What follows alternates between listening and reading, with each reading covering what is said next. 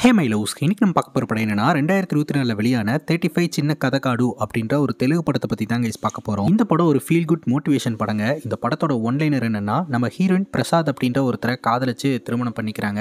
கொஞ்சம் சின்ன வயசுலேயே திருமணம் பண்ணிக்கிறாங்க. இவங்களுக்கு 2 பசங்க. அதில் 2வது பையன் எந்த பிரச்சனையுமே இல்லாமல் நல்லபடியாக வளர்றான். ஆனால் முதல் பையனை இவங்களால வளர்க்க முடியலங்க. அவனை வளர்க்குறதுக்கு ரொம்பவே திணறாங்க. ஏன்னா அவன் கேட்கக்கூடிய கேள்விகள் எல்லாம் அந்த மாதிரி இருக்குது. அவனோட கேள்விகள் எல்லாமே ரொம்ப ப்ராக்டிக்கலாக இருக்குது. ஏன் அவன் கேட்கக்கூடிய கேள்விகளுக்கு அவனுடைய ஆசிரியர்னாலேயே பதில் சொல்ல முடியலங்க. அதனால அவன் படிக்கக்கூடிய ஸ்கூல்லையும் வீட்லயும் ஏகப்பட்ட பிரச்சனைங்க. எல்லோரும் சேர்ந்து இவனை வெறுத்து ஒதுக்கக்கூடிய நிலைமையும் வருது. இவனுடைய ஃபியூச்சர் தான் என்னாச்சு அப்படின்றது தான் மொத்த படமே.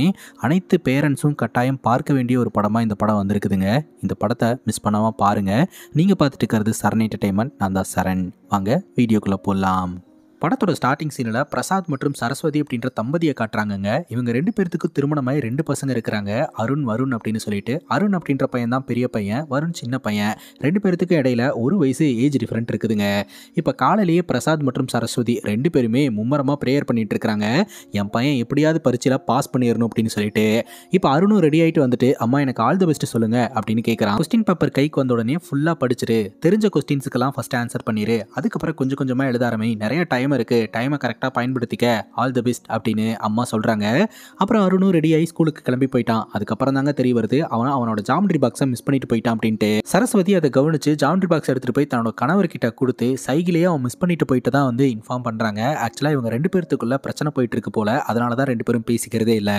பிரசாத் அந்த ஜாமெட்ரி பாக்ஸை வாங்கிட்டு ஸ்கூட்டி எடுத்துட்டு கிளம்புறாருங்க. பார்த்தா அருண் அப்படியே ரோட்ல நடந்து போயிட்டு இருக்கிறான். வண்டியை நிப்பாட்டி ஜாமெட்ரி பாக்ஸை கொடுக்குறாரு. அவனும் அதை வாங்கி வச்சுக்கிறான். சரி வண்டியில ஏறு, நானே கொண்டு போய் டிராப் பண்ணிடுறேன் அப்படின்னு சொல்ல இவனும் வண்டியில் ஏறிக்கிறான். கொஞ்சம் தூரத்தில் சிக்னல் போடுறாங்க. அந்த சிக்னல்ல இவங்க 2 பேரும் நின்றுட்டு இருக்கும்போது பக்கத்தில் ஒரு வண்டி வந்து நிற்குதுங்க. அதில் அப்பாவும் பையனும் இருக்கிறாங்க. அந்த பையனுக்கு அவங்க அப்பா ஐஸ்கிரீம் வாங்கி தந்திருக்கிறாரு. அந்த பையனும் அந்த ஐஸ்கிரீமை என்ஜாய் பண்ணி சாப்பிட்டுட்டு இருக்கிறான். அப்படியே அருண் தன்னுடைய அப்பாவை பார்க்குறான். கண்டிப்பா அப்பா வாங்கி தர மாட்டாரு அப்படின்னு சொல்லிட்டு அப்செட் ஆகி ஒரு மாதிரி உட்காந்துக்கிட்டு இருக்கிறான். அப்புறம் சிக்னல் எடுத்துட்டாங்க, இவங்க கிளம்புறாங்க. அப்படி கிளம்பி போய்கிட்டு இருக்கும்போதே பார்த்தீங்கன்னா ஆப்போசிட்ல ஒரு கார் ஒன்று வந்து அந்த கார்ல போய் பிரசாத் இடிச்சு ஆக்சிடென்ட் ஆயிருதுங்க. அந்த ஆக்சிடென்ட்ல இவங்க 2 பேருக்கு என்னாச்சு ஏதாச்சு அப்படின்றத எதையுமே நம்ம கிட்ட காட்டல. ஸ்டார்டிங்ல இருந்து என்ன நடந்தது அப்படின்றத டீட்டெயில்டா நம்ம கிட்ட காட்ட ஆரம்பிக்கிறாங்க. ஹீரோக்கு டிபிஆர் மூர்த்தி அப்படின்ற ஒரு ஃப்ரெண்ட் ஒருத்தர் இருக்கிறாருங்க. கோயில் சம்மந்தப்பட்ட ஒர்க்கெல்லாம் பார்ப்பாரு. அவர் மூலமாக தன்னோட பசங்களுக்கு மொட்டை அடிக்கிறதுக்காக கூப்பிட்டு வந்திருக்கிறாருங்க. 2வது பையனுக்கு மொட்டை அடிச்சிட்டாங்க. முதல் பையனுக்கு மொட்டை அடிக்கும் போது டிபிஆர் மூர்த்தி ஃபோனில் அவரோட கஸ்டமர் கிட்ட பேசிக்கிட்டு இருப்பாரு. உங்களுக்கு இந்த பேக்கேஜ் வேணும்னா நம்பர் 1 அழுத்துங்க, இந்த பேக்கேஜ் வேணும்னா 0 அழுத்துங்க அப்படின்னு பேசிக்கிட்டு இருப்பாரு. 0 அப்படின்ற வார்த்தையை கேட்ட உடனே இவன் தலையை கொஞ்சம் விளக்கிடுவான். கத்திப்பட்டு அழுவ ஆரம்பிச்சிருவான். என்னாச்சு ஏதாச்சு அப்படின்னு கேட்க, எல்லாத்துக்கும் காரணம் நீங்க தான், 0 அப்படின்ற வார்த்தையை சொன்னீங்க இல்லையா, அதில் டைவர்ட் ஆகிட்டு தான் கத்திப்பட்டு இவன் அழுவ ஆரம்பிச்சான் அப்படின்ற மாதிரி நம்ம பிரசாத் சொல்லிக்கிட்டு இருக்கிறாருங்க. சின்ன வயசுல இருந்தே இவனுக்கு 0க்கான மீனிங் தெரிஞ்சுக்கணும். ஸோ 0னா என்னன்னு தெரிஞ்சுக்கணும் அப்படின்ற ஆர்வம் இருக்குதுங்க.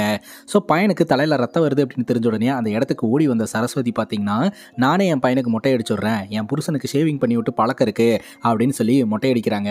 இப்போ 0க்கு மீனிங் என்ன அப்படின்னு இவன் கேட்குறான். அப்போ டிபிஆர் மூர்த்தி சொல்றாரு, 0னா நத்திங்னு அர்த்தம்டா, ஒண்ணுமே இல்லைன்னு அர்த்தம் அப்படின்னு சொல்லிடுறாரு. அது நம்ம அருணோடைய மனசுல ரொம்ப ஆழமா பதிஞ்சிருதுங்க.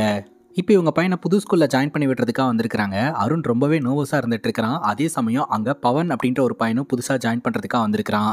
அவன்கிட்ட இவன் போய் பேச்சு கொடுக்க ஆரம்பிக்கிறான். இந்த மாதிரி என் பேர் அருண், எனக்கு இந்த கேம்ஸ் எல்லாம் தெரியும் அப்படின்னு சொல்லிட்டு.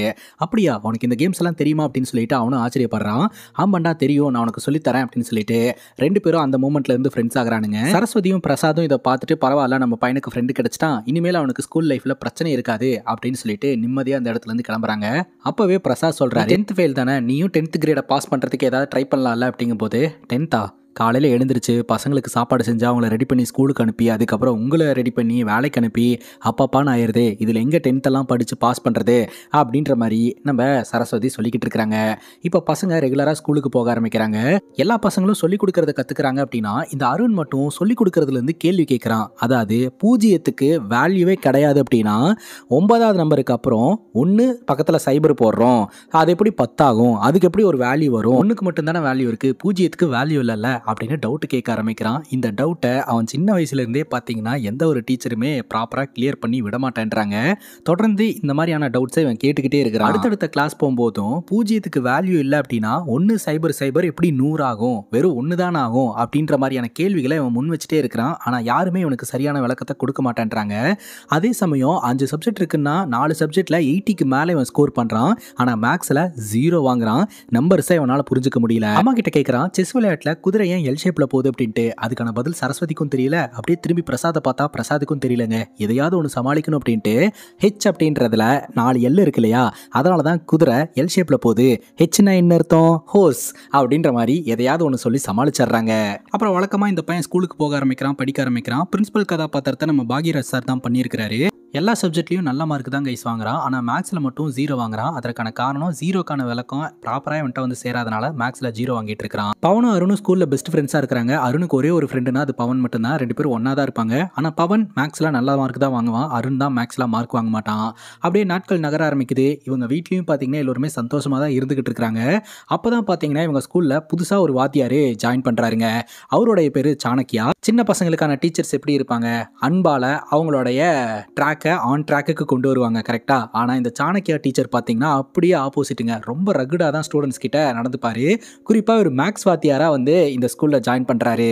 மேக்ஸ் வாத்தியாராக ஜாயின் பண்ணுறாரு அப்படின்னா என்ன அர்த்தம்? அருண்குமாருக்கு ஆப்படிக்க போகிறாங்கன்னு அர்த்தம். இவர் இன்ட்ரோ ஆகும்போது பசங்க பேர்லாம் சொல்லிட்டு இருக்காங்க. இது உங்கள் அம்மா அப்பா உங்களுக்கு வச்ச பேர், நீங்களா சம்பாரிச்ச பேர் எது தெரியுமா அப்படின்னு சொல்லிட்டு, மேக்ஸில் நீ என்ன மார்க்டா தம்பி அப்படின்னு கேட்க அந்த பையன் மார்க்கு சொல்கிறான். இனிமேல் இதுதான் உன்னோட பேர் அப்படின்னு சொல்லிட்டு ஸ்டூடெண்ட்ஸ் மேக்ஸில் எடுத்த மார்க்கை வச்சு தான் கைஸ் இவர் கூப்பிட ஆரம்பிக்கிறாரு. அப்போ நம்ம அருண்குமார் மாற்றாருங்க. அருண் 0 மார்க் வாங்கியிருக்கிறான், பவன் நல்ல மார்க் வாங்கியிருக்கிறான். அப்போ அருண் பார்த்தீங்கன்னா என்கிட்ட ஒரு டவுட் இருக்குது சார் அப்படின்னு சொல்ல, என்ன டவுட்டு கேளு அப்படிங்கும் போது என் கையில் 2 பென் இருக்குது, பவன் கையில் பெண்ணே கிடையாது. ஸோ 0 × 2 எப்படி சார் 0 ஆகும்? என்கிட்ட தான் 2 பென் இருக்குல்ல, 2 தானே வரும் அப்படின்னு சொல்கிறான். நம்ம சாணக்கியா சாரே குழம்பி போயிடுறாரு. நீ ஓவர் ஸ்மார்ட்னு நினச்சிக்கிட்டு இருக்கிற, அதனால தான் நீ இப்படிலாம் பண்ணிட்டு இருக்க, நீங்கள் 2 பேரும் இனிமேல் சேர்ந்து இருக்கக்கூடாது அப்படின்னு சொல்லிட்டு பவனையும் அருணையும் பிரிச்சு உட்கார வச்சிடறாருங்க. அப்புறம் ராத்திரி பார்த்தீங்கன்னா இந்த சின்ன பையன் ஜாலியாக ஃபோனில் கேம் ஆடிக்கிட்டு இருக்கிறான், பெரிய பையன் செஸ் விளையாடிக்கிட்டு இருக்கிறான். இந்த ஒரு சூழ்நிலையில் பார்த்தீங்கன்னா சின்ன பையன் அம்மா கிட்ட அம்மா அப்பா கிட்ட பேசி அதை வாங்கி கொடுமா அப்படின்ற மாதிரி சொல்லிக்கிட்டு இருக்கிறான். என்ன ஏதுன்னு நமக்கு தெரியலங்க. அதுக்கப்புறம் தான் தெரிய வருது, சின்ன பையன் பார்த்தீங்கன்னா சைக்கிள் வேணும் அப்படின்னு சொல்லி ஆசைப்படுறான். அப்பா கிட்ட சொல்லி சைக்கிள் ஒன்று வாங்கி தர சொல்லிக்கிட்டு இருக்கிறான். பிரசாத்னால இப்போதைக்கு சைக்கிள் வாங்கி தர முடியல போல. அதனால அவர் சொல்கிறாரு, சப்போஸ் நான் சைக்கிள் வாங்கி தரலன்னா பையன் வந்து என்னை லோவாக நினச்சிட்டானா என்ன பண்ணுறது அப்படிங்கும் போது, நம்ம பசங்க அப்படியெல்லாம் நினைக்க மாட்டானுங்க. நம்ம பசங்களுக்கு என்ன வேணும் அப்படின்னு வாங்கி தரதை விட என்ன தேவை அப்படின்றத பார்த்து வாங்கி தந்தால் மட்டும் போதும் அப்படின்னு சொல்லிட்டு அடுத்த நாள் காலையில் நம்ம சரஸ்வதி சின்ன பையன்ட்ட இந்த மாதிரி உனக்கு சைக்கிள் வாங்கி கொடுத்தா உன்னோட அண்ணா மட்டும் பஸ்ஸில் போயிட்டு இருப்பான், அண்ணா பஸ்லையும் நீ சைக்கிள்லையும் போனால் நல்லாவா இருக்கும், அதனால் இன்னும் 1 வருஷம் வெயிட் பண்ணு, பெரிய சைக்கிளே அடுத்த வருஷம் வாங்கி தந்துடுறேன் அப்படின்ற மாதிரி சொல்ல, அப்போ ஓகேம்மா நாங்கள் 2 பேரும் பஸ்லேயே போயிட்டு வந்துடுறோம் அப்படின்னு சின்ன பையனும் கேட்டுக்கிறான். இப்போ பஸ்ஸில் போயிட்டு இருக்கும்போது ஜன்னல் வழியில் எட்டி பார்த்தா இந்த சாணக்கியா சாரு கூட நம்ம பவன் வண்டியில் போயிட்டு இருக்கிறாங்க. அதை பார்த்ததும் அருணுக்கு பயங்கர ஷாக்கு. ஸ்கூலில் போய் வழி மறைச்சு எதுக்கு அவர் கூட சுற்றிக்கிட்டு இருக்கிற அப்படின்னு சொல்லி கேட்க, அவர் எங்கள் ஏரியா தான்டா, என் கூட பைக்கில் வரலன்னா பனிஷ்மெண்ட் கொடுப்பேன் அப்படின்னு மிரட்டுறாரா, அதனால தான்டா அவர் கூட வந்தேன், மற்றபடி அவர் கூட எனக்கு என்னடா அப்படின்ற மாதிரி சொல்ல, உனக்கு அவர் முக்கியமா இல்லை நான் முக்கியமா அப்படின்னு கேட்க, எனக்கு நீ தாண்டா முக்கியம் அப்படின்ற மாதிரி இந்த பவன் அருண் கிட்ட சொல்ல, இவனுக்கு 2 பேரும் சேர்ந்து பிளான் பண்ணி அந்த பைக்கை பஞ்சர் பண்ணுறானுங்க. அதுக்கப்புறம் எப்பப்பெல்லாம் இந்த சாணக்கியா சார் டார்ச்சர் பண்ணுறாரோ அப்பப்பெல்லாம் அவரோட வண்டியை அவனுங்க டார்கெட் பண்ணுறானுங்க. அவருடைய கிளச்சு ஒயரை கலட்டி விடுறது, அப்புறம் அந்த பெட்ரோல் போகிற டியூபை கட் பண்ணி விடுறது, ஹெட்லைட்டை உடைக்கிறது அப்படின்னு சொல்லிட்டு தொடர்ந்து அவர் மேலே இருக்கக்கூடிய கோவத்தை ஃபுல்லாக அந்த வண்டி மேலே காமிச்சிக்கிட்டு இருக்கானுங்க. ஸோ இதனால் சாணக்கியா சார் சிரமப்பட்டுக்கிட்டு இருக்கிறாரு. அப்புறம் பவனுக்கு பார்த்தீங்கன்னா மேக்ஸில் இவர் மார்க்கை கம்மி பண்ணியிருக்கிறாரு. ஏன் சார் மார்க்கை கம்மி பண்ணியிருக்கிறீங்க அப்படின்னு சொல்லிட்டு ஆன்சர் ஷீட்டை எடுத்துகிட்டு போயிட்டு கேட்குறான். அப்போது இந்த சாணக்கியா சார் சொல்கிறாரு, +1க்கு வந்து சிம்பிள் போட தேவையில்ல, பட் -1க்கு சிம்பிள் கண்டிப்பாக போட்டே ஆகணும் அப்படின்னு அவர் சொல்லிக்கிட்டு இருக்கிறாரு. பின்னாடி நின்றுக்கிட்டு இருக்கிற நம்ம அருண் வந்து 0க்கே வேல்யூ இல்லை, இதில் -1 -2க்கு வேறு வேல்யூ இருக்குதா அப்படின்னு கேள்வி கேட்குறான். உடனே பவன் பார்த்தீங்கன்னா அமைதியாடுறா சார் டென்ஷன் ஆயிடுவார் அப்படின்னு சமாதானப்படுத்தி கூட்டிகிட்டு போயிடுறான். சாணக்கியா சார் அப்படியே முறைச்சிக்கிட்டே இருக்கிறாருங்க. இந்த மாதிரி தான் அருணுக்கு ப்ராப்பராக இந்த நம்பர்ஸு மேக்ஸ் எல்லாம் வரவே மாட்டேங்குது. இவனுக்கு புரிகிற மாதிரி இது வரைக்கும் யாரும் விளக்கவும் இல்லை, எல்லோரும் கோவம் தான் படுறாங்க. அப்புறம் வழக்கம் போல் இவன் ஸ்கூலுக்கு வந்து பார்த்தா பவனை காணுங்க. பவன் ஸ்கூலுக்கு வரதே இல்லை. காரணம் என்னன்னு தெரியல. மிஸ் பவன் லீவ் லெட்டர் கொடுத்தானா அப்படின்னு அருண் கேட்க இல்லைன்ற மாதிரி சொல்லிடுறாங்க.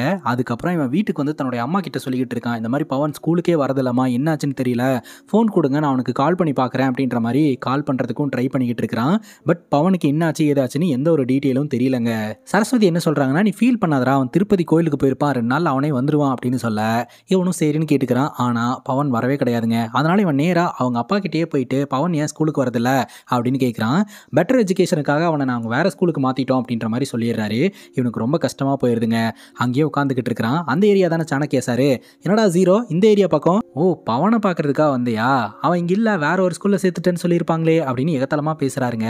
அருணுக்கு கஷ்டமாக இருக்குது. சரி சரி ஹெட்லைட்டு கிளச் ஒயரு எல்லாம் புதுசாக போட்டிருக்கேன், வா நானே இவனை கொண்டு போய் விட்டுறேன் அப்படின்ற மாதிரி சொல்கிறாருங்க. அப்படியே இவன் சைலண்ட்டாக அங்கேருந்து கிளம்புறான். இவனுக்கு கஷ்டமாக இருக்குது. வழக்கம் போல் ஸ்கூலுக்கு போகிறாங்க. இவனோட ஸ்கூலில் இவனோட கிளாஸில் இவனுக்குன்னு ஒரே ஒரு ஃப்ரெண்டுன்னா அது பவன் மட்டும்தான். இப்போ பவனும் இல்லைங்கும் போது இவன் தனியாகவே ஸ்கூலுக்கு போகிறான், தனியாக இருக்கிறான், ரொம்பவே கஷ்டப்படுறாங்க. இவனுக்கு ஸ்கூலுக்கு போகிறதுக்கே பிடிக்க மாட்டேது, தினம் ஃபீல் பண்ணிக்கிட்டு இருக்கிறான். அப்புறம் சாணக்கியா சார் இவனோட பர்ஃபார்மன்ஸை பார்த்துட்டு பிரின்சிபல் கிட்ட போயிட்டு கம்ப்ளைண்ட் பண்ணியிருக்கிறாரு. இப்போது நம்ம பிரசாத் தான் பார்த்தீங்கன்னா ஸ்கூலுக்கு போயிருக்கிறாரு. ஆக்சுவலாக இவன் நல்லாவே பர்ஃபார்ம் பண்ணுறது கிடையாது. இப்படியே இவனை ஆல் பாஸ் பண்ணி விட்டுட்டு இருந்தோம் அப்படின்னா 10th இவன் ரொம்ப கஷ்டப்படுவான். அதனால் இவனை ஒரு கிளாஸ் கம்மி பண்ணிடலாம் அப்படின்னு சொல்லி முடிவெடுக்கிறாங்க. அதாவது 6வதுலேருந்து 7வது போக வேண்டியவன் 6வதுலேயே உட்காந்துடுறாங்க. இவனோட தம்பியும் பார்த்தீங்கன்னா 5வது முடிச்சுட்டு 6வது வந்துடுறான். அண்ணனும் தம்பியும் ஒரே கிளாஸில் இருக்கிறாங்க. இவன் ஸ்கூலுக்கு வரும்போது சாணக்கியா சார் சொல்கிறாரு, உன்னோட கிளாஸும் மாறல, உட்கார்ற இடமும் மாறல, இந்த ஸ்கூல்லையே டீமோட்டிவேட் ஆன ஒரே ஒரு ஸ்டூடெண்ட்டு நீ மட்டும்தான்டா அப்படின்னு சொல்கிறாரு. இவனுக்கு இன்னும் கஷ்டமாக இருக்குதுங்க. வீட்டில் போயிட்டு ரொம்ப ஃபீல் பண்ணிக்கிட்டு இருக்கிறான். ஸோ இவன் நல்லா படிக்கல அப்படின்றதுனால தான் இவனை டீமோட்டிவேட் பண்ணியிருக்கிறதா வீட்டில் இருக்கிறவங்களாம் நினைக்கிறாங்க. அப்போ தான் பிரசாத் சொல்கிறாரு, ஆக்சுவலாக நான் தான் ஸ்கூலில் சொல்லி அவனை டீமோட்டிவேட் பண்ணேன். தொடர்ந்து 0 மார்க் வாங்கிட்டே இருந்தானா 10th ரொம்ப கஷ்டப்படுவான். அதனால தான் மேனேஜ்மெண்ட் எடுத்த முடிவுக்கு நான் சம்மதம் தெரிவிச்சிட்டேன் அப்படிங்கும்போது, நீங்கள் தான் அவனை டீமோட்டிவேட் பண்ண சொன்னீங்க அப்படின்ற விஷயம் அவனுக்கு தெரியுமா அப்படின்னு கேட்க, மேனேஜ்மெண்ட் கிட்ட சொல்லக்கூடாதுன்னு சொல்லிட்டேன், எண்ட் ஆஃப் த டே சொல்லி தான் ஆகணும் அப்படின்ற மாதிரி பிரசாதும் சொல்லிக்கிட்டு இருக்கிறாருங்க. இப்போ அருண் ரொம்ப கோவமாக உட்காந்துக்கிட்டு இருக்கிறான். யார் மேலே உனக்கு கோவம், என் மேலையா இல்லை சாப்பாட்டு மேலையா அப்படின்னு கேட்க, இல்லை அப்படின்ற மாதிரி சொல்கிறான். ஒருத்தங்க மேலே இருக்கக்கூடிய கோவத்தை இன்னொருத்தங்க மேலே காட்டுறது சரியா அப்படின்னு சொல்லி கேட்க, அதுக்கு அருண் சொல்கிறான், மேக்ஸே தப்புமா, அந்த ஸ்கூலே தப்புமா, அந்த ஸ்கூலுக்கு நான் இனிமேல் போக மாட்டேன் அப்படின்ற மாதிரி சொல்லிட்டு இவன் போய் உட்காந்துக்கிறான். அப்போது அம்மா பேச ஆரம்பிக்கிறாங்க. உன்னை ஸ்கூலில் சேர்த்து விட்டது யார் அப்படின்னு கேட்க, அப்பா அப்படின்னு சொல்கிறான். சரி தப்பு பண்ணது யார் அப்படின்னு சொல்லி கேட்க, ஸ்கூலு அப்படின்ற மாதிரி சொல்கிறான்.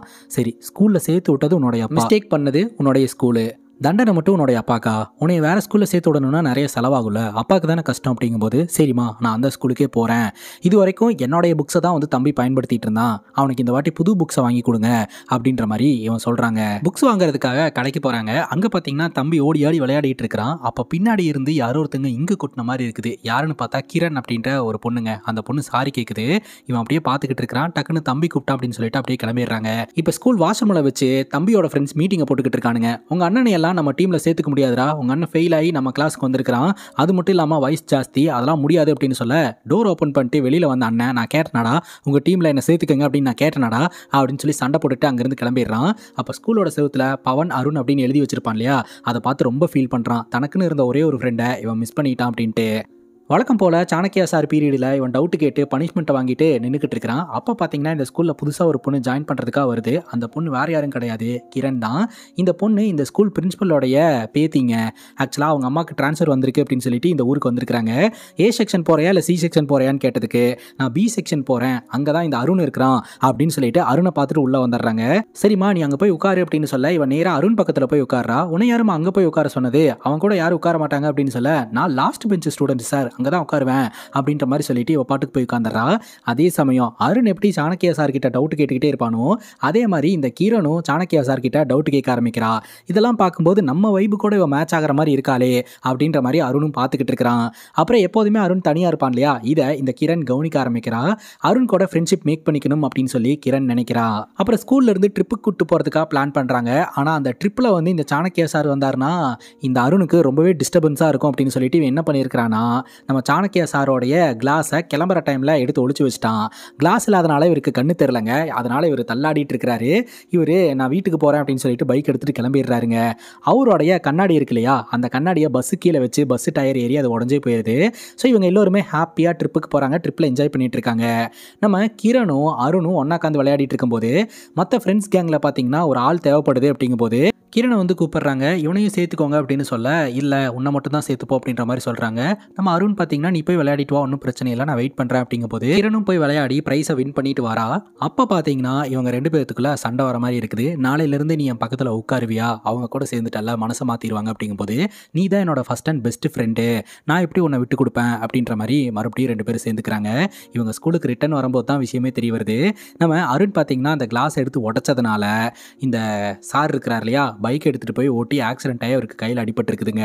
இப்போ பிரின்சிபல் நம்ம அருணோடைய அப்பா அம்மா வர சொல்லி உங்கள் பையன் இந்த மாதிரி ஒரு விஷயத்தை பண்ணியிருக்கான், இப்படி பண்ணுற பையன்லாம் நம்ம ஸ்கூலுக்கு வேண்டாம், இவனை சஸ்பெண்ட் பண்ணுறோம் அப்படின்ற மாதிரி சொல்லிடுறாங்க. நம்ம அருணோடைய அப்பாவுக்கு பயங்கர கோவம் வந்து அங்கேயே பலாருன்னு ஒரு அற விட்டுறாரு. நம்ம சரஸ்வதியும் அமைதியாக தான் இருக்கிறாங்க. அவங்களுக்கும் கஷ்டமாக தான் இருக்குது பையன் பண்ணதை நினச்சி. அப்புறம் ராத்திரி பார்த்தீங்கன்னா இவன் மட்டும் வெளியில் உட்காந்துக்கிட்டு இருக்கிறான். எல்லோரும் வீட்டுக்குள்ளே இருக்கிறாங்க. டைம் ஆச்சு வா சாப்பிடலாம் அப்படின்னு கூப்பிடும்போது எனக்கு சாப்பிட வேண்டாம் அப்படின்ற மாதிரி அவன் சொல்லிக்கிட்டு இருக்கிறான். அப்போ பிரசாத் சொல்கிறாரு, அவனை ஒன்றும் நீ ஸ்பெஷலாக ட்ரீட் பண்ண வேண்டாம், நீ உள்ளவா அப்படின்னு பிரசாத் சொல்லிடுறாருங்க.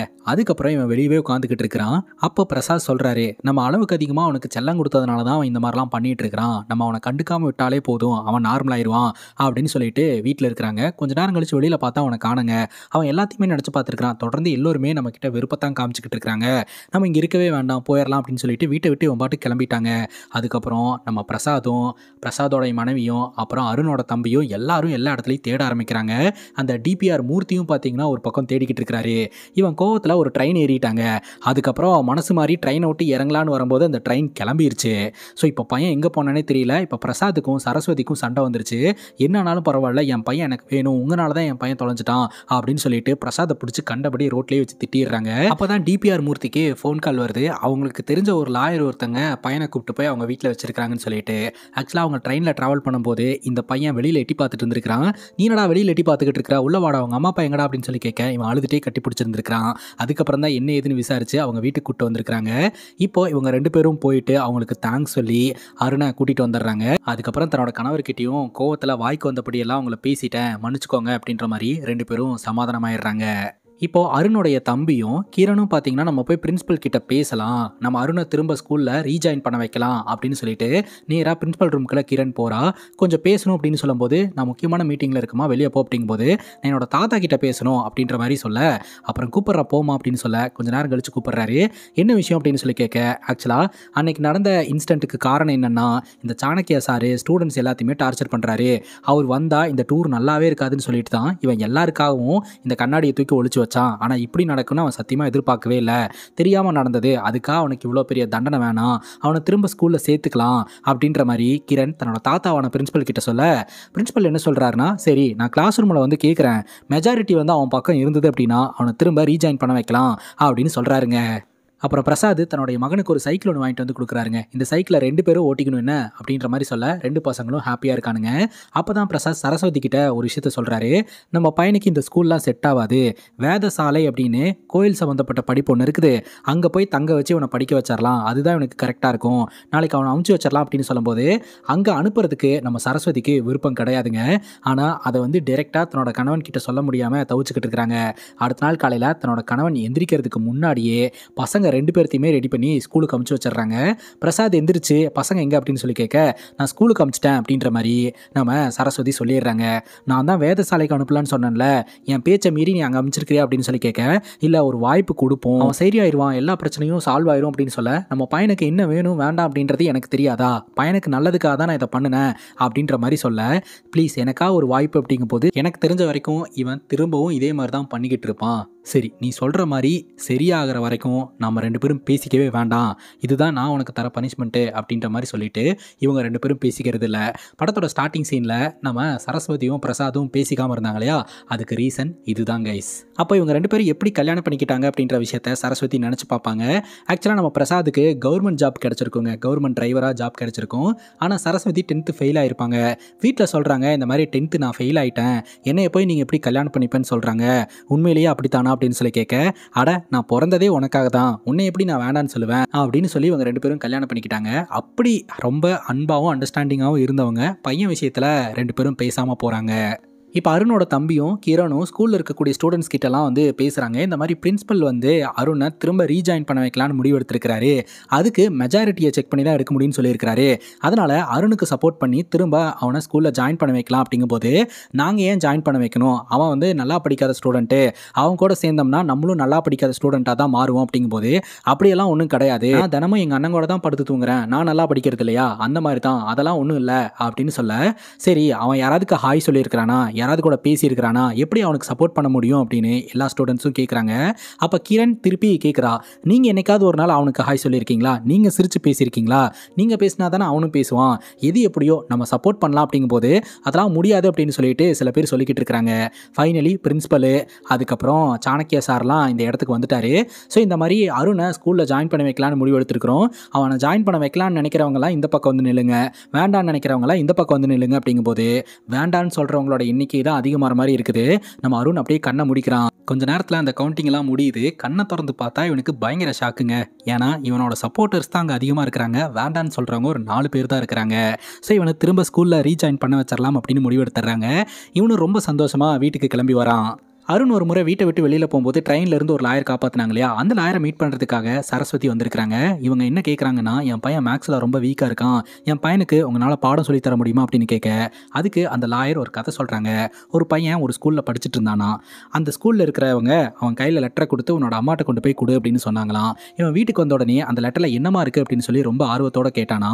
அம்மாவும் அந்த லெட்டரை ஓப்பன் பண்ணி பார்த்துட்டு, உன்ன மாதிரியான இன்டெலிஜென்ட் ஸ்டூடெண்ட்ஸுக்கு அவங்க நல்லா டீச் பண்ண முடியாதுன்னு சொல்லி வேற ஒரு ஸ்கூலுக்கு மாற்ற சொல்லியிருக்கிறாங்கம்மா அப்படின்னு சொல்லி பையனை மோட்டிவேட் பண்ணாங்களாம். பட் உண்மையிலேயே அந்த லெட்டரில் என்ன இருந்திருக்கும் அப்படின்னா, உங்கள் பையன் மாதிரியான முட்டாளுங்களுக்கு எங்களால் டீச் பண்ண முடியாது அப்படின்ற மாதிரி அதில் எழுதியிருக்கும். அந்த அம்மா அந்த பையனுக்கு எப்படி சொல்லி புரிய வைக்க முடியுமோ அப்படி சொல்லி புரிய வச்சுருக்காங்க. தாய்மடி தான் வந்து முதல் பாடசாலை, அதை நீங்கள் புரிஞ்சுக்கோங்க, நீங்கள் உங்கள் பையனுக்கு கற்றுக் கொடுங்க அப்படின்னு சொல்ல, நான் 10th ஃபெயிலு, நான் எப்படி கற்றுத்தர முடியும் அப்படின்னு சொல்லி நம்ம சரஸ்வதி கேட்க, நான் உனக்கு டீச் பண்ணுறேன், நீ அவனுக்கு டீச் பண்ணு அப்படின்ற மாதிரி அவங்க சொல்லிடுறாங்க. இப்போது சரஸ்வதி வீட்டுக்கு வரும்போது வீட்டு வாசலில் சரஸ்வதியோட கணவர் உட்காந்துக்கிட்டு இருக்கிறாரு. சாவியை இவங்க எடுத்துகிட்டு போனதுனால வீட்டுக்குள்ளே போக முடியாமல் உட்காந்துக்கிட்டு இருக்கிறாரு. இப்போ சரஸ்வதி வந்து பேசுகிறாங்க நார்மலாக. ஆனால் சரஸ்வதி கிட்ட ஒரு வார்த்தை கூட பிரசாத் பேசவே இல்லைங்க. ரொம்பவே கோவமாக உட்காந்துக்கிட்டு இருக்கிறாரு. இந்த ஒரு சூழ்நிலையில் சரஸ்வதியும் அப்படியே கண்ணெல்லாம் கலங்கிட்டே போய் கார்டனில் ஒர்க் பண்ணிட்டு இருப்பாங்க. ஸ்கூல் முடிச்சுட்டு அருண் வீட்டுக்கு வரான். வந்த உடனே அம்மா எங்கப்பா அப்படின்னு சொல்லி கேட்க, அவன்கிட்டையும் ப்ராப்பராக பதில் சொல்லாமல் பின்னாடி அப்படின்னு சொல்லிடுறாங்க. இவன் வந்து அம்மாவை பார்த்துட்டு என்னம்மா உன் கண்ணெல்லாம் கலங்கிருக்கு அப்படின்னு கேட்க, கண்ணில் டஸ்ட் போயிடுச்சு, வேற ஒன்றும் இல்லை அப்படின்னு சொல்ல, அம்மா இன்னைக்கு என்ன நடந்தது தெரியுமா, ஸ்கூலில் என்னை சேர்த்துக்கிறதுக்காக எத்தனை பேர் சப்போர்ட் பண்ணாங்க தெரியுமா, ஜீரோவாக இருந்த என்னை ஹீரோவாக மாற்றிட்டாங்கம்மா அப்படின்னு சொல்ல, என்ன சொன்ன அப்படின்னு சொல்லி நம்ம சரஸ்வதி கேட்குறாங்க. ஜீரோவாக இருந்த என்னை ஹீரோவாக மாற்றிட்டாங்கம்மா அப்படின்னு சொல்ல, அங்கேயே நில்லு அப்படின்னு சொல்லிட்டு நம்ம சரஸ்வதி ஒரு வட்டத்தை போட்டு இந்த பக்கம் 4 பேர் நிற்கிற மாதிரி வரைகிறாங்க, இந்த பக்கம் 4 பேர் நிற்கிற மாதிரி வரைகிறாங்க. நீ தான் ஜீரோ, ஜீரோக்கு இந்த பக்கம் நம்பர் வந்துச்சுன்னா ஜீரோக்கு வேல்யூ கிடையாது, ஜீரோக்கு அந்த பக்கம் நம்பர் வந்ததுன்னா ஜீரோக்கு வேல்யூ இருக்குது அப்படின்னு சொல்லிட்டு ஜீரோவை பற்றின எக்ஸ்பிளனேஷனை அவனுக்கு புரியும்படியே சரஸ்வதி சொல்கிறாங்க. அதாவது 001 அப்படின்னா 1ன்னு தானே எடுத்துப்போம், அதே 100 அப்படின்னம்னா 100 அப்படின்னு எடுத்துப்போம் இல்லையா, அதை வந்து அவனுக்கு புரியும்படி சொல்லி கொடுக்குறாங்க. கொஞ்சம் கொஞ்சமாக அவன் புரிஞ்சுக்க ஆரம்பிக்கிறான்.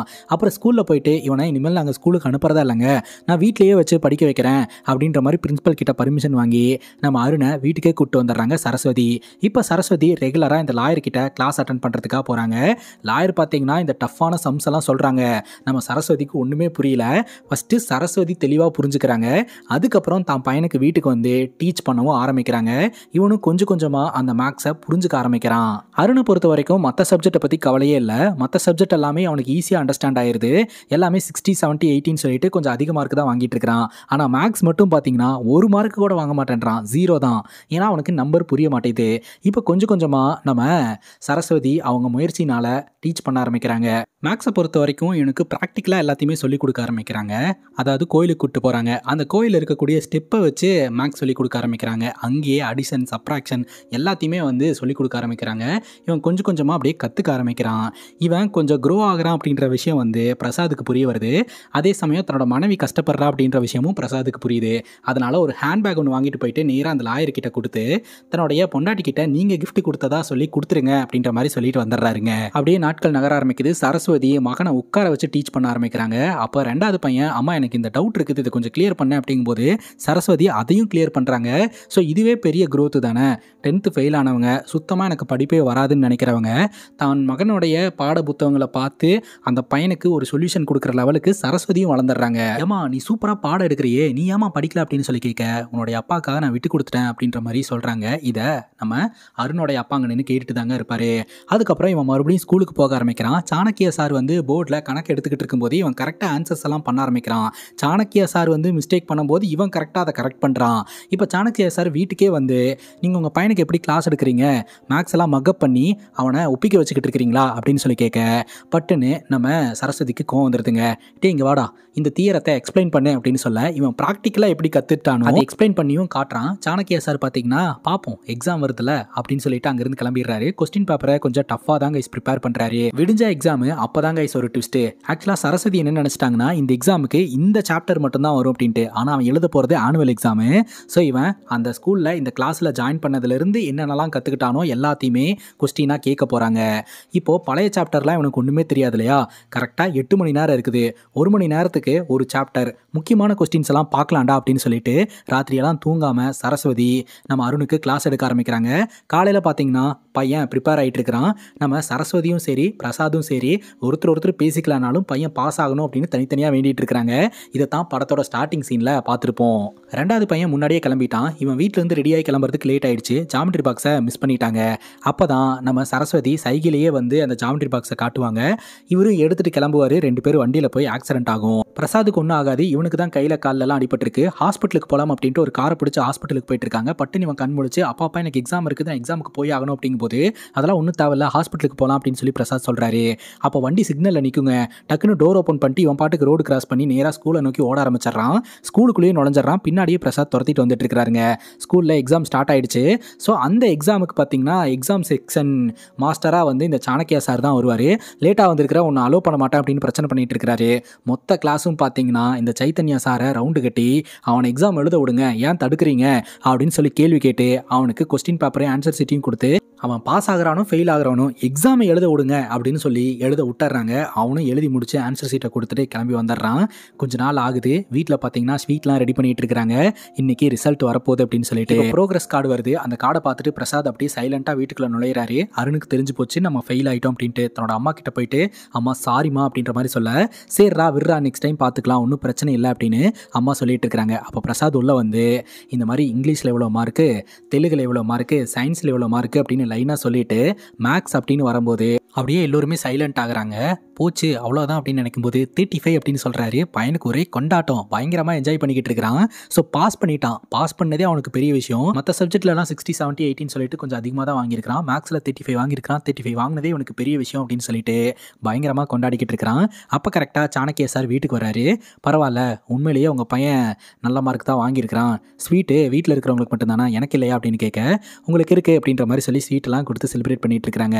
அதுக்கப்புறம் பிரசாதே பார்த்தீங்கன்னா நம்ம சரஸ்வதி கிட்ட வந்து பேசுகிறாரு. சொல்லியிருந்தார் இல்லையா, நீ சொன்ன மாதிரி அவன் பாஸ் பண்ணால் மட்டும்தான் நான் அவன் கூட பேசுவேன்னு சொல்லிட்டு சொன்ன மாதிரியே பேசிட்டு இவங்க வெளியே போகலாம் அப்படின்னு முடிவு எடுக்கிறாங்க. அப்போ இந்த சாணக்கியா சார் அருண் கிட்ட சொல்கிறாரு, அப்போ இனிமேல் உன் பேர் 0 இல்லை 35 இல்லையா அப்படின்னு சொல்ல அவனும் ஸ்மைல் பண்ணிக்கிட்டு இருக்கிறான். இந்த படத்தில் அந்த லாயர் கதாபாத்திரம் சொல்கிற அந்த வசனம் உண்மையிலேயே எனக்கு ரொம்ப பிடிச்சது. தாய்மொழி தான் வந்து குழந்தைங்களோட முதல் பள்ளிக்கூடம் அப்படின்னு சொல்லிட்டு. இந்த படத்தை பற்றி நீங்கள் என்ன நினைக்கிறீங்க அப்படின்னு உங்களுடைய கருத்துக்களை கமெண்ட் செக்ஷனில் பதிவு பண்ணுங்கள். அண்ட் இதே மாதிரி வேறு எதுனா படத்தை பற்றி பேசணும் அப்படின்னாலும் படத்தோடைய பேரை கமெண்ட் செக்ஷனில் சொல்லுங்கள். இதே மாதிரி வேற ஒரு நல்ல வீடியோவில் வந்து சந்திக்கிறேன். Love you guys, take care and cheers.